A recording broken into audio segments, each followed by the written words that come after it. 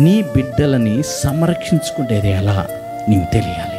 నీ బిడ్డలని కాపాడుకోగలిగిన జ్ఞానము నీకు ఉండాలి. నోహా అయితే దేవునితో గడుపుతూ ఆ జనరేషన్లో ఒక నీతిపరుడుగా ఉంటున్నాడు. తన బిడ్డలని లోకములో పడిపోకుండా, లోక ఆశలలో పడిపోకుండా, లోక క్రియలలో పడిపోకుండా తన పనిలో తన బాధ్యత కలిగిన ఓడని సిద్ధపరచుకుంటున్నాడు. ఏ ఓడ అది?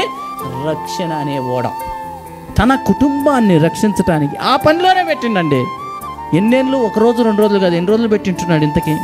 పిల్లలు 1 గంట సేపు మనతోటి శ్రద్ధగా దేవునిలో నిలబడి మన బాటలు నడుస్తున్నారా ఈరోజు అంటే కష్టంగా ఉంటుంది. కానీ 100 ఏండ్లు నోహోవు తన బిడ్డలని ఆ పని చేపిస్తున్నాడు.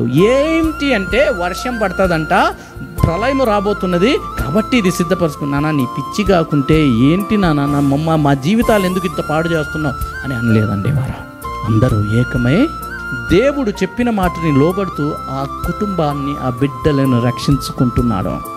నా ఆత్మీయ జీవితాల్లో మన బిడ్డలని మనం ఏం చేస్తుంటున్నాం?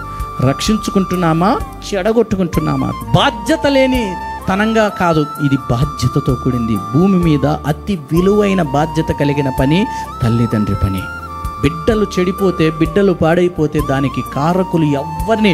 వారిని మా ఇంటి పక్కన ఉండేవాడండి, వాడు చాలా అల్లరండి, వాడిని చూసి మా వాడు చెడిపోతుండు, నిన్ను చూసి కూడా చెడిపోతుండు, నువ్వు ప్రవర్తన చూసి మొదటిగా చెడిపోతుండు. వారిని వీరిని కాదు, మన ప్రవర్తన, మన జీవితాలను బట్టే. ఇక్కడ ఈ తండ్రి అయితే తన బిడ్డలని రక్షించుకున్నాడు. దేవుడు చెప్పిన మాటని బట్టి ఆ రక్షణ ఆ ఇంటికి తెచ్చి ఆ ఓడని సిద్ధపరిచి తన బిడ్డలని ఆ ఓడలో ఎక్కించుతున్నాడు.